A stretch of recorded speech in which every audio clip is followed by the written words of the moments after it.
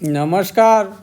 मैं रामनाथ प्रसाद दर्शन शास्त्र विभाग डीएवी महाविद्यालय सिवान से आज ऑनलाइन कक्षा के अंतर्गत आपके समक्ष उपस्थित हूँ।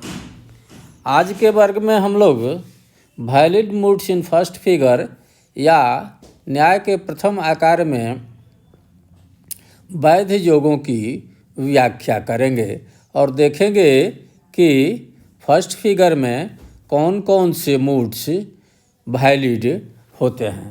अब हम शुरू करते हैं। जैसा कि पिछले वर्ग में हम लोगों ने देखा था कि सामान्य नियम के आधार पर अगर आधार वाक्यों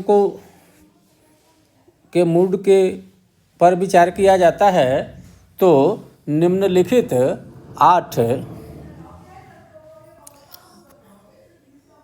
मूड वैलिड होते हैं। ए ई, ए आई, ए ओ,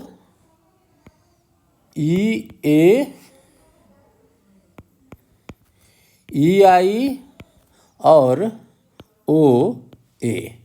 अब हम लोग देखेंगे कि इनमें से कौन कौन से मूड या योग प्रथम आकार में वैध होते हैं और उनमें किस तरह के वाक्य के रूप में निष्कर्ष निकलता है और तीनों को मिलाकर किस तरह का योग बनता है, किस तरह का मूड बनता है।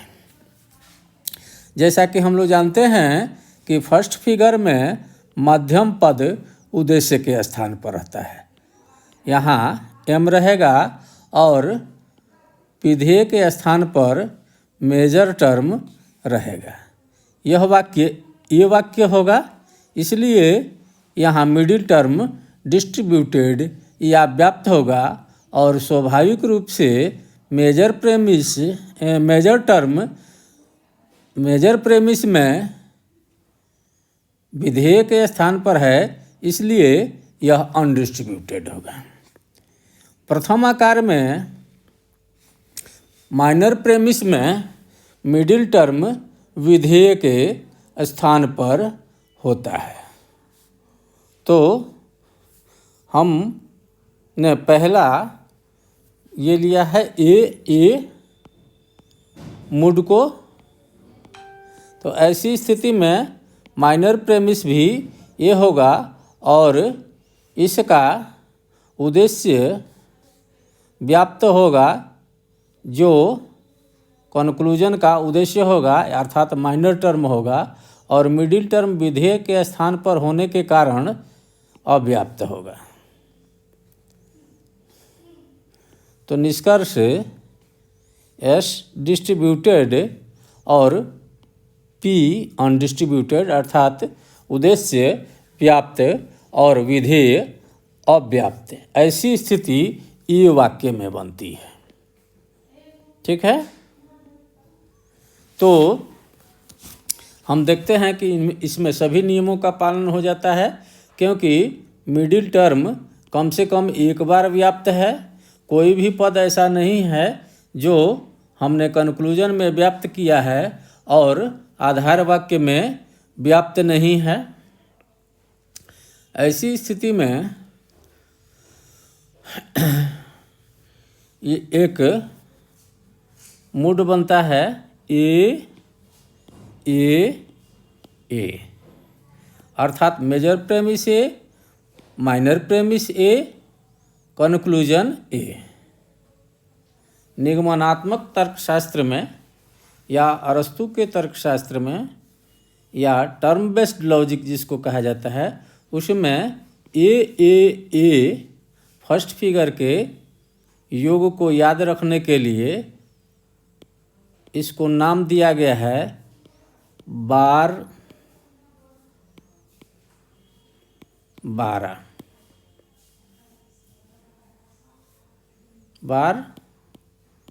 12। इसमें वॉवेल जो होगा वो वाक्य को डिनोट करता है, यह मेजर प्रेमिस को डिनोट करता है, यह माइनर प्रेमिस को डिनोट करता है और अंतिम वॉवेल जो है वो कंक्लूजन को डिनोट करता है। अर्थात ए से वैध निष्कर्ष ए के रूप में निकलेगा, अर्थात पूरा सिलोजिज्म जो है वो 12 योग में होगा। अगर किसी कारणवश आई निष्कर्ष निकाला जाता है तो वह भी वैध होगा और उसे 12 कहा जा सकता है। अब दूसरी स्थिति देखते हैं, ए ई। जैसा कि हम लोगों ने देखा था फर्स्ट फिगर में मिडिल टर्म मेजर प्रेमिस में उद्देश्य के स्थान पर और माइनर प्रेमिस में विधेय के स्थान पर रहेगा और कंक्लूजन यथावत रहेगा। तो ए ई का अर्थ हो गया कि पहला वाक्य ए है, मेजर प्रेमिस ए है और माइनर प्रेमिस ई है। तो इससे हम अब प्रयास करते हैं कि किस तरह का निष्कर्ष निकलेगा। तो यहाँ मेजर प्रेमिस विधेय के स्थान पर रहेगा।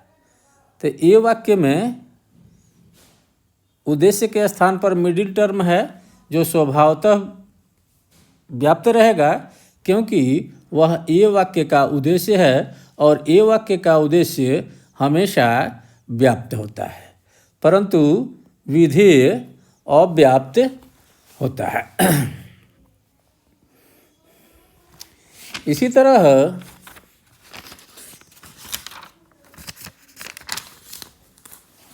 दूसरा वाक्य ई होगा जिसमें उद्देश्य और विधेय दोनों व्याप्त होंगे, अर्थात माइनर टर्म और मिडिल टर्म दोनों ही व्याप्त होंगे। इससे एक इस तरह का निष्कर्ष निकलेगा, क्योंकि किसी भी पद को हम व्याप्त नहीं कर सकते हैं जो आधार वाक्यों में व्याप्त नहीं है। तो यहाँ मिडिल टर्म अव्याप्त रहेगा, मेजर टर्म अव्याप्त ही रखना पड़ेगा। मेजर टर्म हमेशा निष्कर्ष के विधेय के स्थान पर रहता है। विधेय के स्थान पर रहने वाला पद अगर अव्याप्त है तो स्वाभाविक रूप से यह अफर्मेटिव सेंटेंस हो जाता है। ठीक है, तो निष्कर्ष जो निकलेगा वो अफर्मेटिव ही निकलेगा, क्योंकि अगर हम निगेटिव बनाने के लिए इसको व्याप्त करते हैं तो इलिसिट मेजर का दोष हो जाएगा। और नियम के अनुसार दोनों ही आधार वाक्यों में से अगर एक भी निगेटिव है तो निष्कर्ष निगेटिव ही निकलेगा। अगर अफर्मेटिव वाक्य निष्कर्ष के रूप में निकालते हैं तो ये दोषपूर्ण हो जाएगा, इनवैलिड हो जाएगा। अर्थात ए आई मूड जो है वो फर्स्ट फिगर में वैलिड नहीं होता है, इनवैलिड होता है, इसलिए इसका कोई नाम नहीं दिया गया। अब हम अगले ए आई मूड को देखते हैं जिसमें मेजर प्रेमिस ए और माइनर प्रेमिस आई हो। इस ऐसी स्थिति में जैसा कि हम जानते हैं फर्स्ट फिगर में मिडिल टर्म उद्देश्य के स्थान पर रहता है, अर्थात यहाँ रहेगा, और मेजर टर्म विधेय के स्थान पर रहेगा। तो स्वाभाविक रूप से मिडिल टर्म व्याप्त रहेगा और मेजर टर्म अव्याप्त रहेगा, क्योंकि मिडिल टर्म ये वाक्य के उद्देश्य के स्थान पर है और मेजर टर्म ये वाक्य के विधेय के स्थान पर है। अब हम माइनर प्रेमिस पर आते हैं। ये आई है। आई होने से इसके दोनों ही पद अव्याप्त होंगे। फर्स्ट फिगर में मिडिल टर्म माइनर प्रेमिस में विधेय के स्थान पर रहता है और माइनर टर्म उद्देश्य के स्थान पर रहता है। तो ऐसी स्थिति में जो निष्कर्ष निकलेगा वो कुछ इस प्रकार का होगा, अर्थात जिसका उद्देश्य भी अव्याप्त होगा और विधेय भी अव्याप्त होगा। अर्थात यह वाक्य आई वाक्य होगा। इसमें कोई दोष नहीं है, क्योंकि मध्यम पद कम से कम एक बार व्याप्त है और मेजर प्रेमिस आधार वाक्य में अव्याप्त है तो निष्कर्ष में भी अव्याप्त है, और माइनर प्रेमिस आधार वाक्य में अव्याप्त है तो कंक्लूजन में भी अव्याप्त है। यह एक वैध मूड बनता है, वैध योग बनता है, जो ए आई के रूप में है। अर्थात मेजर प्रेमिस ए, माइनर प्रेमिस आई और कंक्लूजन आई। इसको याद रखने के लिए हम लोग डाराई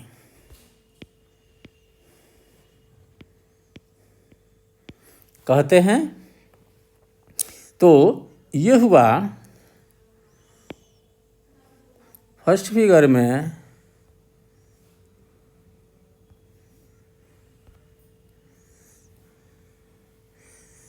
अब हम तीसरी स्थिति देखते हैं, जहाँ चौथी स्थिति जहाँ पहला वाक्य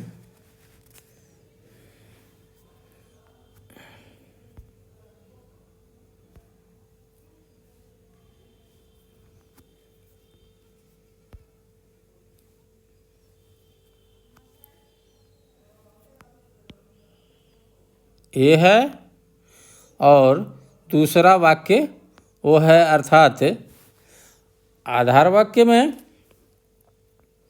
मेजर प्रेमिस ए है और माइनर प्रेमिस ओ है।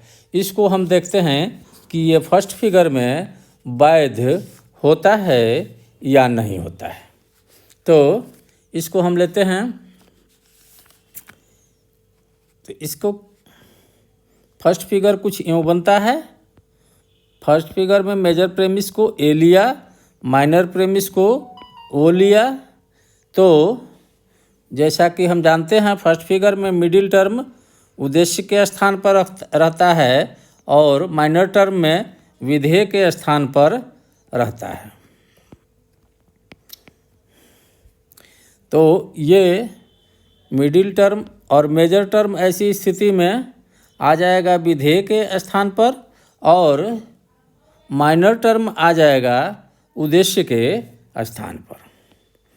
ऐसी स्थिति में मिडिल टर्म माइनर प्रेमिस में भी व्याप्त रहेगा और मेजर प्रेमिस में भी व्याप्त रहेगा। निष्कर्ष कुछ इस तरह से निकलेगा, अर्थात आई जैसा निष्कर्ष निकालने की संभावना है, परंतु यह संभव नहीं है, क्योंकि दो आधार वाक्यों में से कोई भी आधार वाक्य अगर निषेधात्मक है तो वैसी स्थिति में निष्कर्ष को निषेधात्मक ही होना है। अगर वो निष्कर्ष निकालने के लिए, अर्थात निषेधात्मक निष्कर्ष निकालने के लिए हम पी को व्याप्त कर देते हैं, अर्थात मेजर टर्म को व्याप्त कर देते हैं, तो इससे इलिसिट दोष होने की, इलिसिट मेजर का दोष होने की संभावना रहती है। इसलिए फर्स्ट फिगर में ये वो योग जो है वह इनवैलिड है, इसलिए इसका कोई नाम नहीं दिया गया। अब हम पांचवी स्थिति देखते हैं ई ए, अर्थात ऐसी स्थिति जिसमें मेजर प्रेमिस ई हो और माइनर प्रेमिस ए हो और न्याय फर्स्ट फिगर में हो। तो मेजर प्रेमिस ई में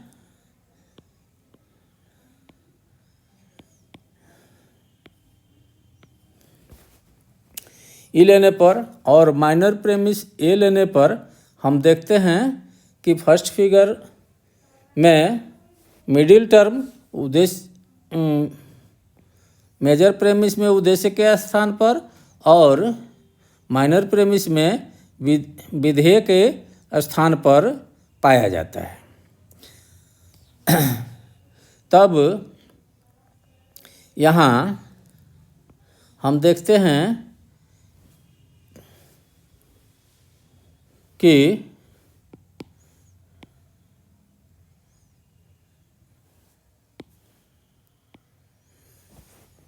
मेजर टर्म जो है वह मेजर प्रेमिस में विधेय के स्थान पर चला जाता है। चूँकि वाक्य ई है इसलिए मिडिल टर्म भी डिस्ट्रीब्यूटेड होगा और मेजर टर्म भी डिस्ट्रीब्यूटेड होगा। माइनर प्रेमिस में वाक्य चूँकि ए है इसलिए इसका सब्जेक्ट डिस्ट्रीब्यूटेड होगा और प्रेडिकेट जो मिडिल टर्म है वह अनडिस्ट्रीब्यूटेड होगा। ऐसी स्थिति में एक वैलिड निष्कर्ष निकलने की संभावना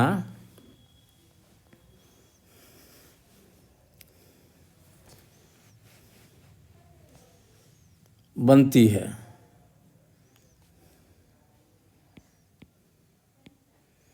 जिसमें सब्जेक्ट भी डिस्ट्रीब्यूटेड होगा अर्थात माइनर टर्म भी डिस्ट्रीब्यूटेड होगा और मेजर टर्म भी डिस्ट्रीब्यूटेड होगा।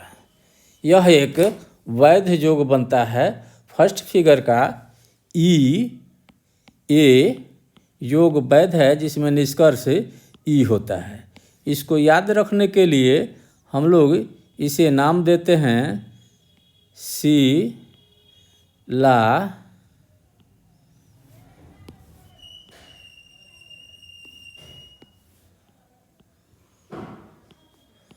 रेंट,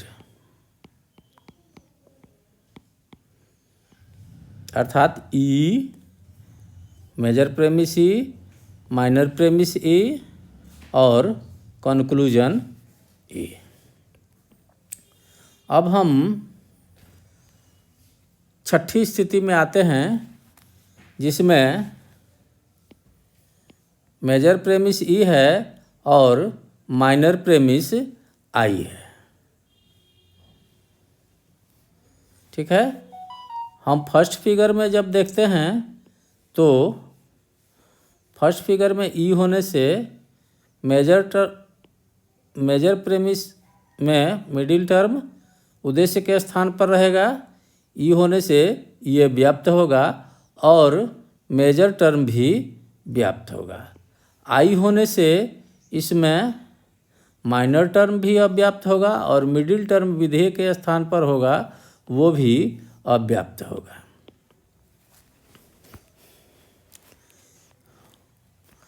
ऐसी स्थिति में जो निष्कर्ष निकलेगा कुछ यूँ होगा, अर्थात डिस्ट्रीब्यूटेड सब्जेक्ट और अनडिस्ट्रीब्यूटेड प्रेडिकेट वाला कंक्लूजन होगा, अर्थात ये वो वाक्य होगा। ठीक है, इसमें मिडिल टर्म कम से कम एक बार व्याप्त है, इस नियम का भी पालन हो जाता है। एक वाक्य अफर्मेटिव है, एक वाक्य निगेटिव है तो निगेटिव कंक्लूजन हो जाएगा, ये भी सही है।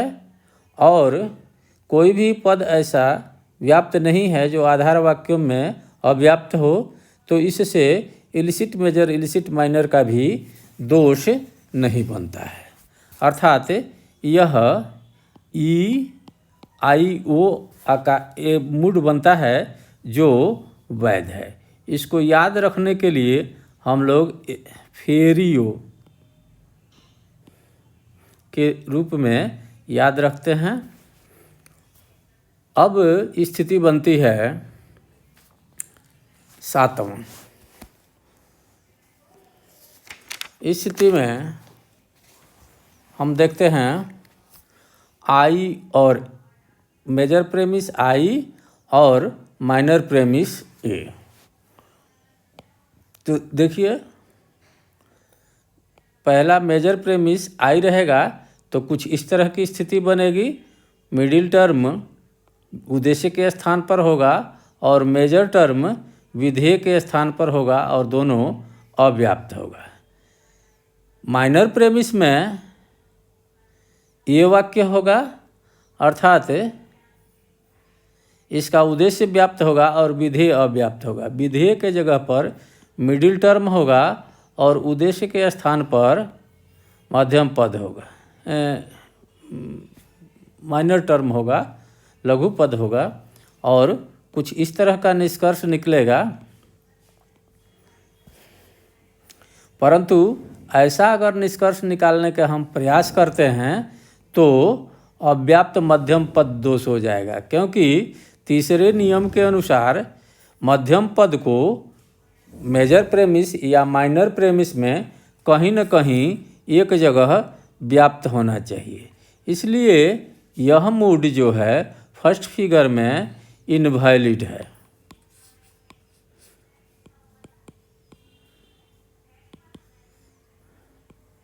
तो अब हम 8वीं स्थिति देखते हैं, जिसमें ओ और ए की स्थिति बनती है, अर्थात मेजर प्रेमिस ओ है और माइनर प्रेमिस ए है। तो कंक्लूजन स्वाभाविक रूप से निगेटिव होगा और वह पर्टिकुलर भी होगा, क्योंकि एक वाक्य पर्टिकुलर निगेटिव है, अर्थात निष्कर्ष पर्टिकुलर निगेटिव ओ वाक्य होगा। अब देखते हैं कि ये वाक्य निष्कर्ष के रूप में हम जो निकालने का प्रयास कर रहे हैं वह वैध होगा या नहीं। तो फर्स्ट फिगर में मिडिल टर्म उद्देश्य के स्थान पर रहता है और मेजर टर्म विधेय के स्थान पर रहता है। माइनर प्रेमिस में माइनर टर्म उद्देश्य के स्थान पर रहता है और मिडिल टर्म विधेय के स्थान पर रहता है। ऐसी स्थिति में पहला वाक्य ओ है तो इसमें मेजर टर्म डिस्ट्रीब्यूटेड होगा और मिडिल टर्म अनडिस्ट्रीब्यूटेड होगा मेजर प्रेमिस में। और इसी तरह से माइनर प्रेमिस में माइनर टर्म तो डिस्ट्रीब्यूटेड होगा, क्योंकि वह सब्जेक्ट के स्थान पर होगा और ए में सब्जेक्ट डिस्ट्रीब्यूटेड होता है, परंतु मिडिल टर्म विधेय के स्थान पर होने के कारण अनडिस्ट्रीब्यूटेड होगा। और तो हम देखते हैं कि ऐसी स्थिति में मिडिल टर्म अव्याप्त ही रह जाता है, जबकि न्याय के तीसरे नियम के अनुसार मिडिल टर्म को कम से कम एक बार व्याप्त होना चाहिए। इसलिए यह इनवैलिड मूड हो जाता है और इससे कोई निश्चित निष्कर्ष नहीं निकाला जा सकता है। इस तरह हम देखते हैं कि कुल 4 ही मूड प्रथम आकार में वैलिड निकलते हैं। पहला 12-12 अर्थात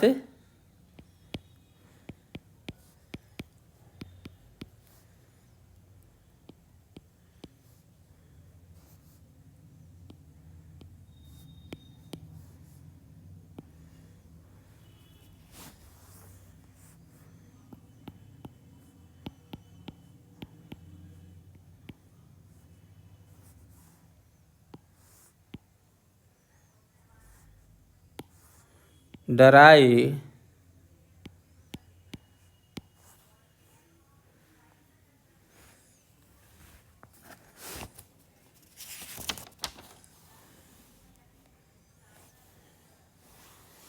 तीसरा शिलारेंट,